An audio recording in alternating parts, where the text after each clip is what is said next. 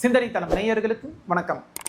Benz media productions and Avni Cinemax தயாரிப்பில் வெங்கட்ராகவனுடைய கூடுதல் திரைக்கதை வசனத்தில் சுந்தர்சியுடைய கதை திரைக்கதை இயக்கத்தில் சுந்தர்சியும் வடிவேலுவும் இணைந்து நடித்த கேங்கர்ஸ் படத்தை பற்றி தான் இந்த வீடியோவில் நம்ம பார்க்க போகிறோம்.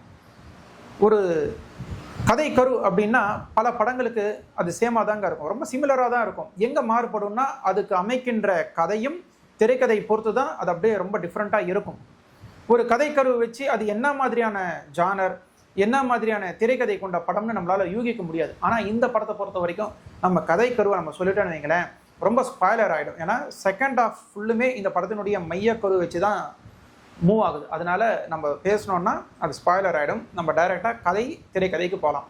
தமிழ்நாட்டில் இருக்கிற ஒரு டவுன் சவுத் கிராமத்தில் கேத்ரின் தெரேசா ஒரு பள்ளி ஆசிரியையாக வேலை பார்க்குறாங்க. அவங்களுடைய மாணவி ஒருத்தங்க மர்மமான முறையில் காணாமல் போயிடறாங்க. அவங்க போலீஸில் கம்ப்ளைண்ட் கொடுக்குறாங்க, எந்த பலனுமே இல்லை. கமிஷனர் ஆஃபீஸில் புகார் கொடுக்குறாங்க. அங்கே என்ன பண்ணுறாங்கன்னா ஒரு சீக்ரெட்டாக ஒரு ஆஃபீஸரை நியமிக்கிறாங்க, அந்த ஊரில் என்ன நடக்குது அப்படின்னு சொல்லி புகார் பண்ண சொல்லி. இது போக அதே பள்ளிக்கூடத்தில் வடிவேலு பிடி வாதியாராக வேலை செய்கிறாரு, சுந்தர்சியும் பிடி வாதியார், பக்ஸ் பகவதி பெருமாளும் மேக்ஸ் டீச்சராக வேலை செய்கிறாங்க. கேத்ரின் தெரேசா பார்த்தீங்கன்னா எந்த இடத்துல ஒரு பிரச்சனை வந்தாலும் அநியாயம் நடந்தாலும் உடனே தட்டி கேட்கக்கூடிய ஆள். அதனாலேயே அவங்களுக்கு நிறைய பிரச்சனைகள் வருது. சுந்தர்சி தான் மறைமுகமாக அவங்கள காப்பாற்றிட்டு வராங்க. ஒரு கட்டத்தில் அவங்களுக்கு ஒரு பிரச்சனை வருது கேத்ரின் தெரேசாவுக்கு, சுந்தர்சி தான் காப்பாற்றுறாங்க.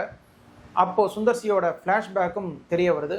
சுந்தர்சி என்ன பண்ணுறாரு, அப்போது ஒரு கோரிக்கை உங்ககிட்ட வைக்கிறாங்க, நீங்கள் எனக்கு ஒரு விஷயத்தை ஹெல்ப் பண்ணிங்கன்னா இதில் உங்களுக்கு எல்லாத்துக்குமே ஒரு நன்மை கிடைக்கும் அப்படின்னு சொல்கிறாரு. ஸோ சுந்தர்சியோட கோரிக்கைக்கு வடிவேலுவும் ஹெல்ப் பண்ணுறாரு. அந்த ஊரில் பார் நடத்திட்டு வந்த முனிஷ்காந்த் ஹெல்ப் பண்ணுறாரு, பகவதி பெருமாள் அப்புறம் கேத்ரின் தெரேசா இவங்க எல்லாருமே ஹெல்ப் பண்ணுறாங்க. இவங்கெல்லாம் சேர்ந்து கேங்கர்ஸ். ஸோ சுந்தர்சியுடைய ஃப்ளாஷ்பேக் என்ன, அவருக்கு எதுக்காக ஹெல்ப் பண்ணுறாங்க, இதனால இவங்களுக்கெல்லாம் என்ன லாபம், இதெல்லாம் தாங்க இந்த மீதி படத்தினுடைய கதை. வடிவேலு சுந்தர்சி காம்பினேஷனில் வந்த வின்னர், கிரி, லண்டன் இந்த வரிசையில் நிச்சயமாக கேங்கர்ஸையும் நீங்கள் சேர்க்கலாம். அதே மாதிரி இது வடிவேலுவை மையமாக வச்சு தான் பப்ளிசிட்டி நடந்துட்டு இருக்கு. நீங்கள் அதை எதிர்பார்த்து போனீங்கன்னா நிச்சயமாக ஏமாற்றம் அடைவீங்க. இதுக்கு முன்னாடி வடிவேலு ஹீரோவாக நடித்த படம் பார்த்தீங்கன்னா அந்த அளவுக்கு ஒரு சிரிப்புங்கிறது இருக்காது, நகைச்சுவை பெருசாக ஏற்பட்டிருக்காது. இந்த இடத்துல தான் சுந்தர்சி நல்ல ஒரு பிரில்லியண்ட்டான ஒரு ஐடியா பண்ணியிருக்காரு. இதில் சுந்தர்சி ஹீரோ வடிவேலுவை காமெடியனாக தான் யூஸ் பண்ணியிருக்காரு, இதுக்கு முன்னாடி வந்த படங்கள் மாதிரி தான். ஸோ அந்த எதிர்பார்ப்போட போங்க.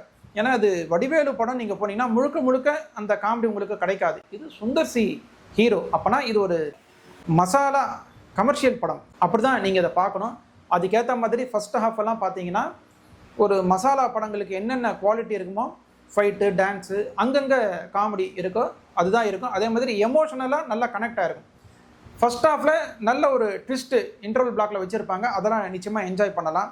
ஆனால் first half second half compare பண்ணுறப்போ அந்த அளவுக்கு எடுபடலை. செகண்ட் ஆஃப் பொறுத்த வரைக்கும் சுந்தர்சியோட ஃப்ளாஷ்பேக் அதுவும் நல்லா எடுத்திருப்பாங்க. அதுக்கப்புறம் வர்ற ட்விஸ்ட் அண்டு காமெடி சீன்ஸ் எல்லாம் நல்லா ஒர்க் அவுட் ஆகிருக்கும். செகண்ட் ஆஃப் தான் இந்த படத்தை தூக்கி நிறுத்துது. அதே மாதிரி கிளைமேக்ஸ் காட்சியில் ஒரு ட்விஸ்ட் வரும், அதுவும் எதிர்பார்க்க முடியாத ஒரு ட்விஸ்ட்டு. சுந்தர்சி தான் இந்த காமெடி ஜான்ரால கிங் அப்படிங்கிறத மறுபடியும் ப்ரூஃப் பண்ணியிருக்கார். இந்த கிளைமேக்ஸில் வர ட்விஸ்ட் ஆகட்டும், அதுக்கு முன்னாடி தியேட்டரில் ஒரு எலிமெண்ட் நடக்கும் காமெடி, அதெல்லாம் நல்லா என்ஜாய் பண்ணலாம். அந்த மாதிரியான ஒரு படம். ஓவராலாக இந்த படத்தில் காமெடி எப்படி இருக்குன்னா ஃபர்ஸ்ட் ஹாஃப்லாம் ஓரளவு ஓகே ரகம் தான், செகண்ட் ஹாஃப் நல்லாயிருக்கும். என்ன வடிவேலுடைய சமீபகால படங்களை பார்த்துட்டு அதே பழைய எக்ஸ்ப்ரெஷன் அதே மாதிரியான பாடி லாங்குவேஜெல்லாம் கொஞ்சம் நமக்கு அயற்சியை தான் கொடுக்குது. ஆனால் சில இடத்துல நல்லா என்ஜாய் பண்ணலாம். உதாரணத்துக்கு ஒரு சீன், வில்லன் வீட்டில் இந்த அலெக்ஸாவை வச்சு ஒரு காமெடி பண்ணுவாங்க, அதெல்லாம் நிச்சயமாக கைத்தட்டி ரசிக்கலாம். அந்த மாதிரியான காட்சி அது. இந்த படத்தை வடிவேலு மட்டும்தான் காமெடியால் தூக்கி நிறுத்துறாருன்னா நிச்சயம் கிடையாது. இதில் நடித்த முனிஷ்காந்த் ஆகட்டும், பக்ஸ் பகவதி பெருமாள் ஆகட்டும், இவங்க எல்லாருமே நல்லா பண்ணியிருக்காங்க. குறிப்பாக பக்ஸ் பகவதி பெருமாளும் வடிவேலும் இணைந்து அந்த தியேட்டரில் பண்ணுற லூட்டி இருக்கே, நிச்சயமாக நீங்கள் என்ஜாய் பண்ணுவீங்க. பக்ஸ் பகவதி பெருமாள், வடிவேலு, முனிஷ்காந்த், அப்புறம் கேத்ரின் தெரேசா, சந்தான பாரதி, இவங்க எல்லாருமே சேர்ந்து அண்ட் தென் சுந்தர்சி, இவங்க எல்லாரும் சேர்ந்து தான் இந்த படத்தை சுமந்துட்டு போகிறாங்க. இதில் யாருக்கு என்னென்ன கேரக்டர் எழுதியிருக்காங்களோ அது எல்லாருமே நல்லா பண்ணியிருக்காங்க.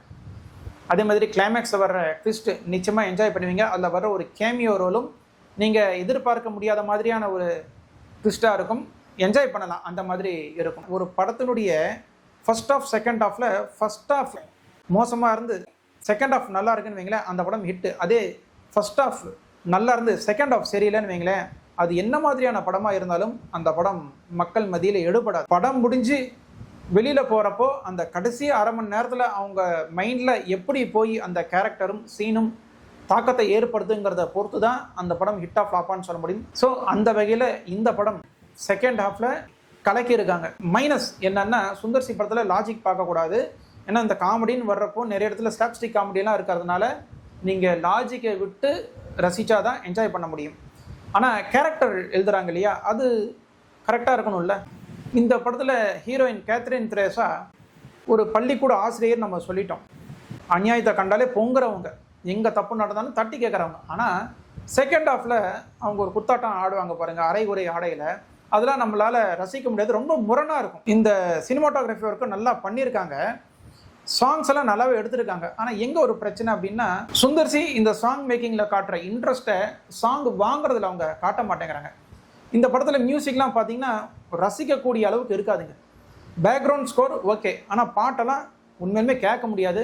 ஃப்ளாஷ்பேக்கில் வாணி போஜனோட வர்ற சாங் ஒன்று இருக்குது, அது ஓரளவு ரசிக்கலாம். அதுவும் எங்கேயோ கேட்ட மாதிரி தான் இருக்குமே தவிர்த்து ரசிக்கிற மாதிரி இருக்காது. இன்னொன்று, இந்த மியூசிக் டைரக்டர் புரிஞ்சுக்கணும், எத்தனையோ பேர் சினிமாவில் வாய்ப்பு கிடைக்காம அவஸ்தைப்பட்டுட்டு இருக்காங்க, மியூசிக்லேயும் சரி எந்த துறையிலும் சரி. அப்படி இருக்கிறப்ப இவருக்கு இசையில் ஒரு வாய்ப்பு கிடைக்குதுன்னு வைங்க, என்ன மாதிரியான பாடல்கள் கொடுக்கணும். சினிமாட்டோகிராஃபியும் நல்லா பண்ணியிருக்காங்க, செட்டிங் எல்லாமே நல்லா இருக்குங்க. இந்த மியூசிக் மிகப்பெரிய ஒரு குறை. வசனம் நல்லா எழுதியிருக்காங்க, சில இடத்துலலாம் நல்லா ரசிக்கிற மாதிரி இருக்குது. வெங்கட்ராகவனுடைய வசனமும் நல்லா இருக்குது. ஓவராலாக இந்த படத்தை பற்றி சொல்லணும் அப்படின்னா, குடும்பத்தோடு நீங்கள் போய் என்ஜாய் பண்ணி பார்க்கலாம், அந்த மாதிரியான ஒரு படம்.